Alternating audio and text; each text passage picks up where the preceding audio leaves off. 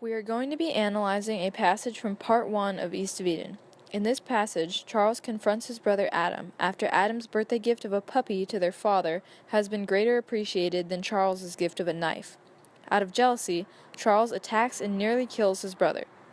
The diction in this passage is dark and aggressive for the most part in order to create a grim and intense tone as Charles nearly kills his brother. The diction noticeably shifts, however, between the two characters. Diction used for Charles is cruel and harsh, describing coldness in his eyes as he bulked darkly in front of Adam, along with many other dark descriptions.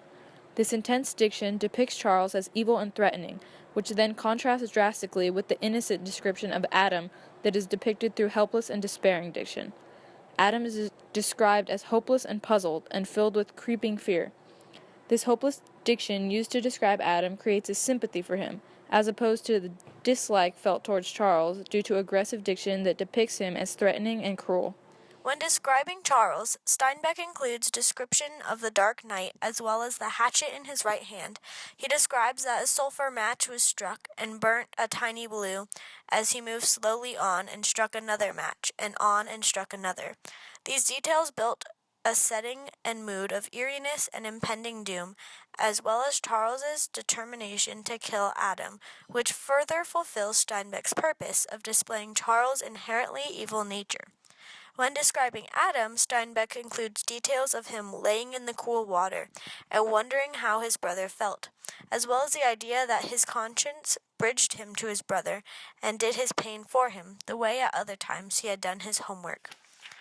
These details demonstrate and continue to build upon Adam's character of empathy, concern, scholarly intelligence, and pondering, as well as his continually being taken advantage of by Charles.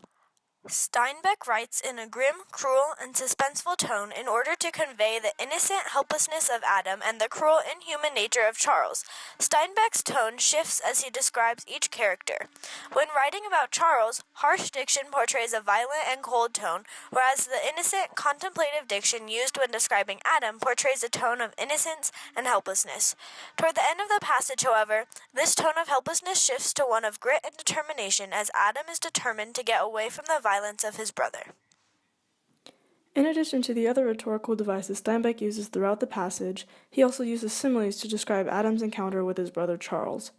For example, this simile describes the cruel beating that Charles gives his brother Adam, and how Adam reacts to it. And all this time, Adam looked at his brother as the condemned looked hopelessly and puzzled at the executioner. Imagery can be found throughout the whole of the passage, highlighting the encounter between Adam and his brother Charles. The punching continued eternally. He could hear his brother panting with the quick, explosive breath of a sledgehammer man, and in the sick, starlit dark, he could see his brother through the tear-watered blood that flowed from his eyes. This frightening, heavily detailed imagery serves to truly illustrate the extent of Charles's evil, starkly contrasting it with that of the innocent Adam. In describing Adam's encounter with his jealous brother Charles, John Steinbeck uses various rhetorical devices such as similes, tone shifts, frightening diction, and imagery to fully characterize the intense jealousy Charles has against Adam, personifying and mirroring the classical biblical story of Cain and Abel upon which East of Eden is based. Steinbeck is also showing through this very descriptive and dark passage the cruel and relentless nature of Charles, in stark contrast to weak and innocent Adam.